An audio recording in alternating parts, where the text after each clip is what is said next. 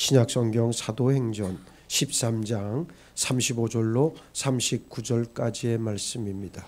여러분 가지고 계시는 신약성경 210면입니다.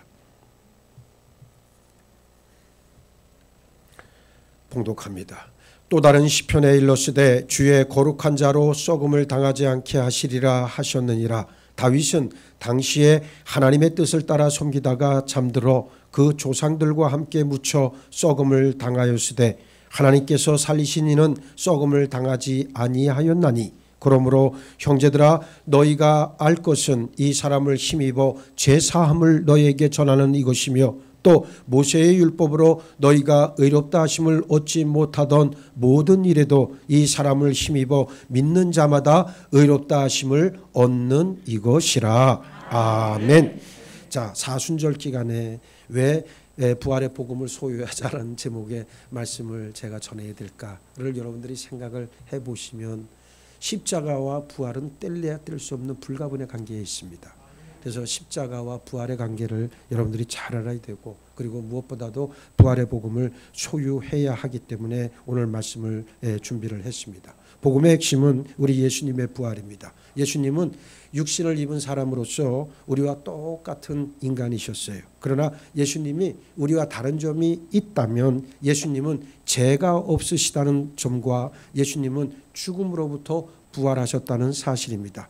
죄가 없으셨기 때문에 우리 죄값을 대신 치러 죽으셨고 또 죽음의 세력을 정복하시고 사망 권세로부터 부활하셨어요. 그래서 우리가 알고 믿고 전하는 복음의 핵심은 바로 부활입니다. 이 세상에 태어나 죽은 무수한 사람들이 예수님과 다른 것은 그들 모두는 죽었고 그 몸은 썩었다는 불변의 사실이지만 예수님은 죽으셨으나 사망을 정복하시고 그 몸이 부활하셔서 승천하시고 지금도 아버지 하나님 보좌 옆에서 우리 예배를 받으시고 계십니다. 사도행전은 성령행전 또는 다른 말로 부활행전이라고도 불려요. 성경을 펴고 입을 열어 예수님에 관한 복된 소식을 전하는 모든 이야기 안에는 반드시 예수님의 부활 소식이 담겨 있습니다. 사도행전 13장부터 사도 바울의 첫 번째 선교여행 이야기가 나오기 시작을 하는데 자, 바울과 바나바는 오늘날 터키 남부 시리아 접경 지역이었던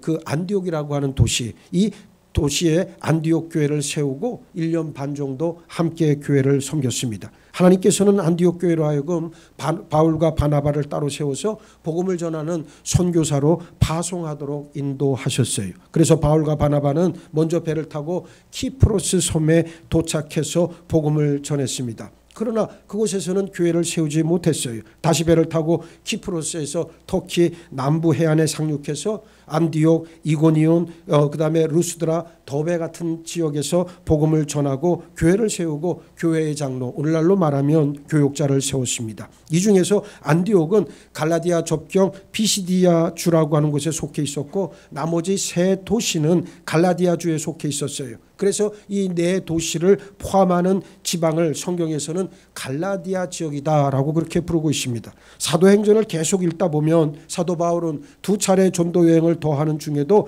갈라디아 지역은 물론 갈라디아 지역에서 갈라디아 지역을 향해서는 반드시 특별한 애정을 가지고 그곳에 들러서 교회를 돌봤어요. 또 이 지역에 교회를 세우고 난 뒤 예수님을 믿은 사람들도 다시 할례를 받아야 한다 주장하는 유대주의자들이 교회 안으로 들어와서 교회를 아주 혼란하게 만들었습니다. 교회를 뒤흔든 이러한 일들 이후에 다시 바른 복음을 가르치기 위해서 써서 보낸 편지가 오늘 여러분이 읽었던 갈라디아서라고 하는 책입니다. 바울은 주로 전략 거점 도시를 중심으로 복음을 전하고 교회를 세우고 장로를 세우고 다시 다른 교회를 방문하는 방식으로 선교 활동을 계속해서 이어갔습니다. 바울은 어느 도시에 도착하게 되면 가장 먼저 그곳에 있는 유대교 회당, 시나고그라 그러지요. 유대교 회당을 찾아가서 거기서 복음을 전했습니다. 유대인 회당에는 혈통으로 유대인으로서 유대교를 믿는 이들과 전도돼서 유대교 신자가 된 이방인 출신 유대교인이 있었어요. 바울은 이들 모두 하나님께서 보내실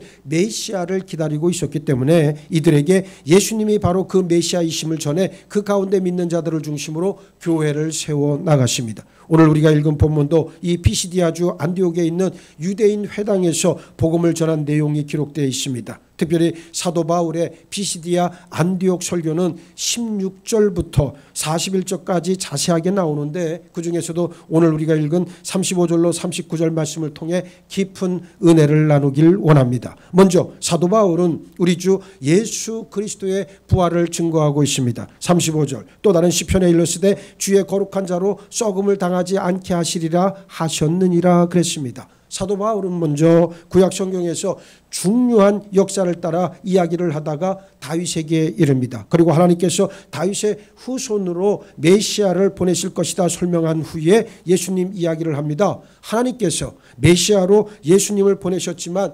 예루살렘의 유대인들이 이방인들과 공모해 예수님을 십자가에 못 박아 죽였고 예수님은 십자가에서 내려져 장사되셨다 전합니다. 그러나 30절에서 하나님이 죽은 자 가운데서 그를 살리신지라 선언합니다. 복음은 본질적으로 예수님이 죽음의 권세를 물리치고 부활하셨다는 소식을 뿌리로 합니다. 주 30년 오순절날 성령께서 강림하시고 베드로를 비롯한 사도들이 성령의 능력으로 복음을 전할 때 예루살렘의 종교 지도자들 빌라도에게 부탁해 예수님을 십자가에 못 박은 자들이 가장 듣기 싫어했던 소식이 바로 뭡니까? 예수님의 부활 소식 아니었습니까? 사도행전 4장 1절로 2절을 보면 사도들이 백성에게 말할 때에 제사장들과 성전 맡은 자와 사두개인들이 이르러 예수 안에 죽은 자의 부활이 있다고 백성을 가르치고 전함을 싫어하여 그랬거든요. 제사장, 성전 맡은 자, 사두개인들은 모두 다 성전을 중심으로 뭉쳐있는 사두개파 사람들입니다. 사도들이 성전에서 예수님에 대해 이야기하는 것을 이들이 듣게 됩니다. 유대 종교 지도자 그룹 가운데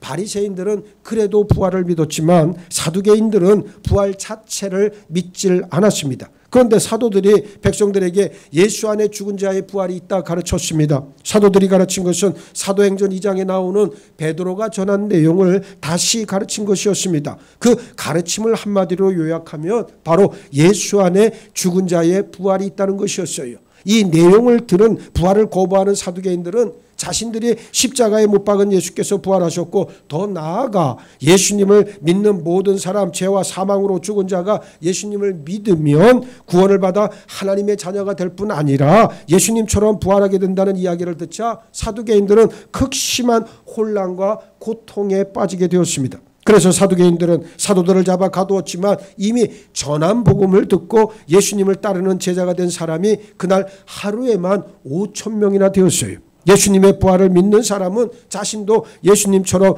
부활하게 된다는 사실을 믿습니다. 우리 한번 다 같이 따라해 보겠습니다. 예수 안에 죽은 자의 부활이 있다. 예수 안에 죽은 자의 부활이 있다.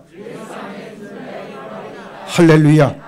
이것이 바로 복음의 핵심이에요. 우리가 예수님 안에 있으면 우리 믿음과 신뢰를 예수님 안에 두기만 하면 우리도 예수님처럼 죄와 사망과 지옥과 사탄의 권세를 이기고 부활에 참여할 수 있게 됩니다. 사도 바울은 비시디아 안디옥 회당에서 복음을 전하면서 이 예수님의 부활 소식을 전하고 변증합니다. 그래서 시편 16편 10절을 인용을 해서 주의 거룩한 자로 썩음을 당하지 않게 하시리라 선언합니다. 시편 16편은 우리가 아는 바와 마찬가지로 다윗이 쓴 시입니다. 그래서 바울은 여기서 주의 거룩한 자가 누구인가를 먼저 논하지요. 36절에 다윗은 당시에 하나님의 뜻을 따라 섬기다가 잠들어 그 조상들과 함께 묻혀 썩음을 당하였으되 그랬는데 다윗은 예수님보다 무려 1000년 전 예루살렘에서 통일 왕국 이스라엘 왕국을 건설한 위대한 임금 아니었습니까? 모든 유대인들에게 가장 존경하는 조상이 누구냐 물으면 지금도 현대 이스라엘 사람들도 다윗 임금이라고 말할 정도로 다윗은 엄청난 영향력을 가지고 있는 사람입니다. 바울은 이 다윗의 생애를 어떻게 요약하고 있습니까? 첫 번째, 하나님의 뜻을 따라 섬기다가, 그렇죠? 하나님의 뜻을 따라 섬기다가, 두 번째, 잠들어, 세 번째, 그 조상들과 함께 묻혀, 네 번째, 썩음을 당하였다. 이게 다윗의 생애 요약이에요. 예, 모든 인간이 걸어가는 길입니다. 마찬가지, 우리도 마찬가지예요. 우리도 죽으면 썩어집니다. 이 육신이 뭐 대단하다고, 이거 죽으면 그만인 것을. 그렇지 않습니까? 뭐 여기서 선한 것이 나겠습니까? 살아있는 동안에 그냥 우리가 최선을 다해서 우리의 영적 삶에 하나님 앞에 온전히 드려지는 그러한 삶을 살아내면 됩니다. 하나님의 뜻을 따라 살다 죽어 장사되어 그 몸과 뼈가 썩었다. 지금 바울은 요약하고 있습니다. 이 시편 말씀은 사도행전 2장에서 베드로가 오순절 설교를 할 때에도 인용했던 그런 말씀이죠. 베드로는 다윗의 무덤이 아직도 그들 가운데 있다 말하고 있습니다. 베드로나 바울이 말하길 원하는 게 무엇이었습니까? 다윗이 시편 16편에서 주의 거룩한 자로 썩음을 당하지 않게 하시리라 노래했을 때 주의 그 거룩한 자는 누구란 얘기입니까? 다윗 자신이 아니라 누구라는 얘기예요? 바로 예수 그리스도이심을 말하고자 했던 거 아니겠습니까? 그래서 바울은 계속해서 비시디아 안디옥 해당에서 이렇게 말합니다. 37절 말씀, 하나님께서 살리신 이는 썩음을 당하지 아니하였나니. 하나님께서 살리신 이는 죄의 죽음과 지옥과 사탄의 권세를 이기신 누굽니까? 예수 그리스도를 말하고 있습니다. 그리고 부활의 핵심에는 예수님의 몸이 무덤에서 썩지 않았다는 사실에 있습니다. 복음의 핵심에는 우리 영혼뿐 아니라 우리 몸에 관한 기쁜 소식도 함께 있음을 아시기 바랍니다. 영혼은 소중하고 육체는 소중하지 않다는 이원론적인 생각은 사실은 성경이 가르치는 것은 아니에요. 우리 영혼도 하나님께서 지으셨고 우리 육체도 하나님께서 지으셨습니다. 하나님께서 예수님 안에서 우리를 구원하실 때 우리 영혼만 구원하신 것이 아니라 우리 육체도 함께 구원하셨음을 믿으시기 바랍니다. 하나님의 아들이신 예수님이 우리와 똑같은 사람, 육체와 영혼이 있는 존재로 오신 이유는 바로 이 때문입니다. 그러므로 우리는 우리 영혼뿐 아니라 우리 육체를 통해서도 하나님께 영광을 돌리고 순종하는 삶을 살아내야 합니다. 하나님은 모든 존재하는 것이 하나님이시기 때문에 우리 몸도 하나님의 소유임을 시인하고 먹든지 마시든지 무엇을 하든지 하나님께 영광 돌리는 삶을 다 살아내시기를 축복합니다. 둘째, 우리는 예수님으로 말미암아 죄사함을 받습니다. 이제 사도 바울은 비시디아 안디옥 회당에서 그가 전하는 복음을 경청하는 이들을 향해서 형제들아 너희가 알 것은 이 사람을 힘입어 죄사함을 너희에게 전하는 이것이다 선포합니다. 이 사람으로 오신 예수 그리스도 나사렛 예수 바로 그분을 통해 모든 사람은 죄와 사망과 심판과 지옥 권세로부터 노임을 받았다 선언하고 있습니다. 모든 인류가 예외 없이 가지고 있는 문제는 바로 죄 문제와 사망 문제 아니겠습니까? 우리가 우리 자신의 신뢰를 예수님 안에 두면 우리는 죄로부터 용서함을 받고 하나님의 자녀, 하나님 나라의 시민이 됩니다. 이것이 바로 복음입니다. 이것을 믿으시기 바랍니다. 베드로가 예루살렘에서 복음을 전한 이후로 사도 바울이 비시디아 안디옥 회당에서 이렇게 복음을 전한 이후로 누구든지 예수님에 관한 이 소식을 듣고 예수님을 믿으면 어떤 사람이라도 죄사함 받고 하나님의 자녀가 돼요.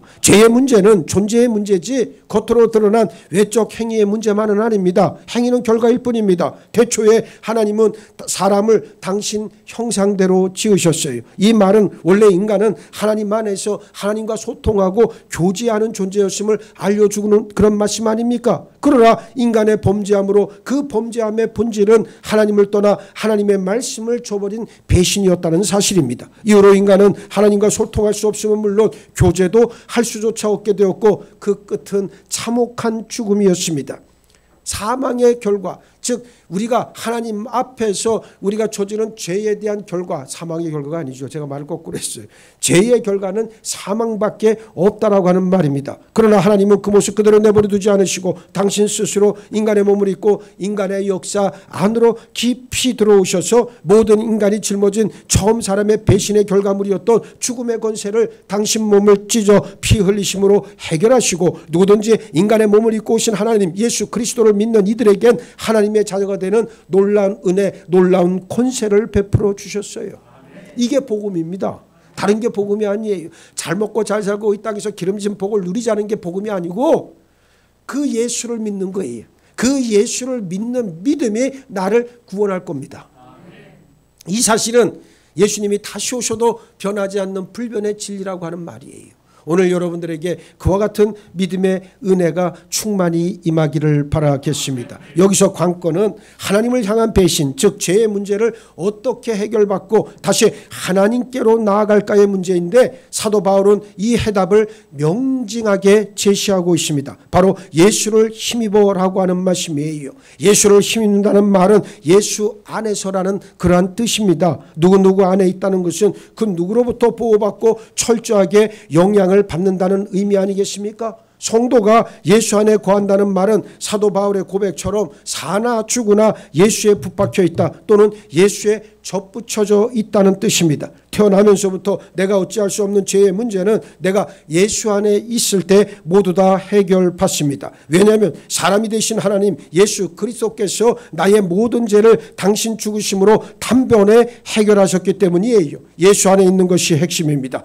구원을 동전에 비유하자면 동전의 한 면은 제사함이고 또 다른 한 면은 의롭다 하심을 얻는 것, 바로 칭의 아니겠습니까? 이것이 대단히 중요한 진리의 내용입니다. 셋째, 우리는 예수님으로 말미암아 의롭다 하심을 얻습니다. 39절 말씀을 보시기 바랍니다. 또 모세의 율법으로 너희가 의롭다 하심을 얻지 못하던 모든 일에도 이 사람을 힘입어 믿는 자마다 의롭다 하심을 얻는 이것이라 그랬습니다. 피시디아 안디옥 회당에서 모세의 율법을 위시한 구약 성경을 공부하던 유대인들에게 사도 바울은 모세 율법으로 너희가 의롭다 하심을 얻지 못하던 모든 일에도 라고 하는 말로 도전하기 시작합니다. 무슨 의미입니까? 모세 율법을 지킴으로 의롭다 하심을 받을 가능성은 전혀 없다는 정말 놀라운 획기적인 선언 아닙니까? 그래서 율법은 본전치기요. 예? 아무리 잘해도 본전치기밖에 안 됩니다. 그런데 복음은 예수 안에 무엇이 충만하다 그랬죠? 은혜와 진리가 충만하다 그랬잖아요. 복음이 바로 은혜와 진리가 충만한 하나님의 말씀입니다. 복음 안에 들어오면, 예수 그리스도 안에 들어오면 예수의 진리, 예수의 은혜를 맛보면 그때부터는 어떻게 된다는 거예요? 율법을 지키는 것이 아니라 믿으면 믿는 대로 우리가 하나님께로부터 의로워진다, 인정받는다는 거예요.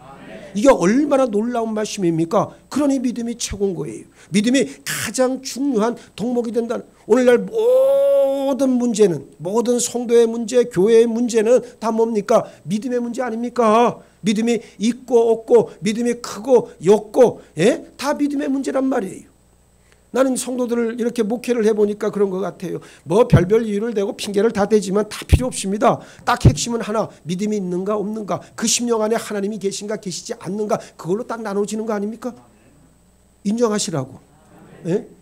결국 내 믿음 없음이 문제가 되는 거지. 뭘 거기에 남 탓을 하고 누구 탓을 하고 상황 탓을 해요.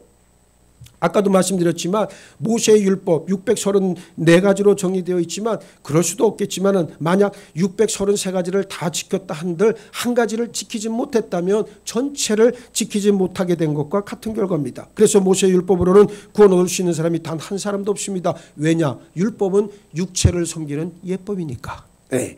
육체를 섬기는 예법이니까 절대로 다 지킬 수가 없는 거예요. 네.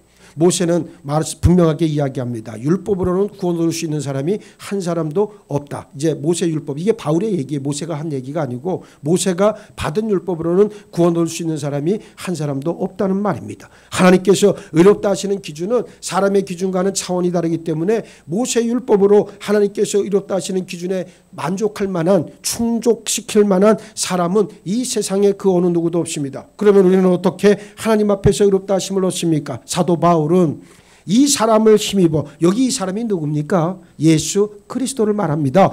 예수 그리스도를 힘입어 믿는 자마다 의롭다 하심을 얻는 이것이라 선포하고 있습니다. 예수님을 믿는 믿음이 우리를 의롭다 여긴다는 거예요. 구약에서는 모세의 율법을 잘 지키는 사람이 의롭다 하심을 얻었습니다. 그것은 행위의 기준입니다. 육체의 기준입니다. 그런데 안 되는 거잖아요. 그 끝이 분명하잖아요. 그런데 이제 예수 그리스도가 오셔서 진리의 실상이 딱 드러난 지금은 뭡니까? 예수 그리스도를 믿는 믿음으로 우리가 의롭다 하심을 얻는다 그 말이요. 그래서 여러분들이 믿음이 깊어지면 깊어질수록 의롭다 하심을 얻는 겁니다. 하나님께서 인정을 해주시는 거예요. 네가 정말로 의롭다, 의롭다, 의롭다. 그래야 하나님의 자녀가 되는 겁니다. 사도 바울이 비시디아 안디옥 회당에서 형제들이라고 불렸던 사람들에게 전하고자 했던 기쁜 소식 복음의 핵심은 바로 이 내용입니다. 예수 그리스도를 힘입어 믿는 자마다 의롭다 하심을 얻는 이것이다. 앞서 예수를 힘입는다는 말은 뭐라고 그랬습니까? 예수 안에서라는 말입니다.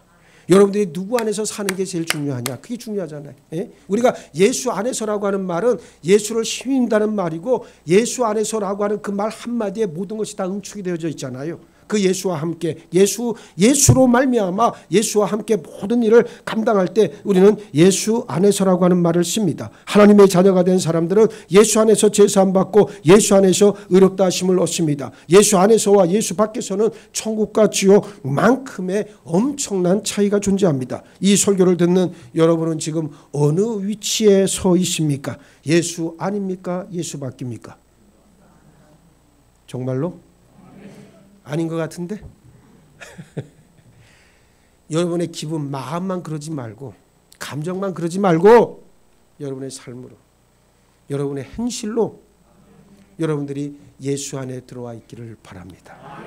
이 사람 예수를 힘입어 믿는 자마다 하나님 앞에서 의롭다 하심을 얻는다. 이 사실을 우리는 분명하게 믿어야 합니다. 그럴 때 하나님의 자녀가 되고 하나님의 나라의 시민이 될 수 있습니다. 오늘 말씀 정리합니다. 성도는 부활의 능력 안에서 살고 있는지 매일 점검해야 합니다. 오늘 새벽기도의 말씀과도 같이 성령의 탐조등이 나를 늘 비춰야 됩니다. 우리가 여러분이 신앙생활, 믿음생활을 깊이 오래 하다 보면 저절로 깨닫는 게 있습니다. 진리의 말씀, 말씀의 빛과 성령의 조명이란 말이 저절로 터득이 됩니다.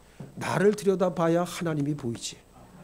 하나님이 우리를 지으실 때 누구 형상대로 지으셨다 그랬어요? 당신의 형상대로 지으신 거예요. 그러니까 나를 보면, 나를 깊이 들여다보면 하나님을 볼 수 있는 거예요. 근데 내가 시커매 아무것도 안 보여. 그에겐 하나님이 없는 거예요. 그렇죠? 간단해졌죠? 그래서 여러분들을 보면 누가 보여야 돼? 하나님이 보여야 되는 거예요. 예? 자신의 상태를 들여다봐야 우리가 어떻게 살아야 될지가 나온다는 얘기입니다. 그래서 부활의 능력 안에서 내가 살고 있는지 날마다 우리 자신을 점검해야 합니다. 성경은 복음과 예수님 이야기로 충만합니다. 그리고 복음과 예수님 이야기 핵심에는 반드시 십자가와 부활 그리고 죄사함과 의롭다 하심의 이야기가 그 중심, 그 축을 이루고 있습니다. 이 부활의 복음으로 우리는 주의 몸된 교회를 온전히 섬기고 십자가에서 죽으신 예수 그리스도 안에서 우리에게 주어진 십자가를 지고 예수님을 따라야 한다는 말이에요. 매일의 삶에서 내가 먼저 섬기고 내가 먼저 양보하는 삶이 있고 십자가의 삶, 죽음으로 예수님을 따르는 삶 아니겠습니까? 그래서 우리는 매일 죽어야 됩니다. 죽어야 돼요. 예수 안에서 죽은 자의 부활이 있다는 사실을 믿는 우리는 그 부활의 능력으로 오늘이라고 하는 삶을 살아낼 수 있습니다. 모든 어려움과 모든 죽음의 세력을 부활의 능력으로 이겨내는 여러분 되길 축복합니다. 이제는 우리 각자 가정에서 우리 생업의 터나 교회에서 우리가 가는 곳마다 부활의 능력을 주장해서 부활의 능력으로 마땅히 살아내야 합니다. 예수 안에 거함으로 제사함 받고 의롭다 하심을 얻는 우리는 언제 어디서나 예수님의 사랑으로 환하게 비추는 빛의 사도가 되어야 합니다. 이제 사순절기를 지내면서 다시금 부활의 능력을 온전히 사모하는 여러분 모두가 되기를 바라고 이 바울의 복음을 나에게 주시는 진리의 말씀으로 받아서 우리가 하는 모든 일을 통해서 하나님의 영광을 드러낼 수 있기를 예수의 이름으로 축원합니다. 축원합니다. 축원합니다. 우리 주 예수 그리스도가 걸어가신 십자가의 길을 같이 걷고 체휼하며 체득하는 이 과정이 우리를 끝까지 부활의 영광에 참여하게 할 줄 믿습니다. 이제는 부활의 능력 바라보고 나아가는 우리 모두가 되게 하여 주옵소서. 예수 안에 거함으로 날마다 제사함 받고 의롭다 하심을 얻는 우리가 될 때 이 땅 가운데 믿음의 승리를 이뤄낼 줄 믿습니다. 함께하여 주옵소서. 감사하오며 우리 주님 예수 그리스도 이름 받들어 기도하옵나이다. 아멘.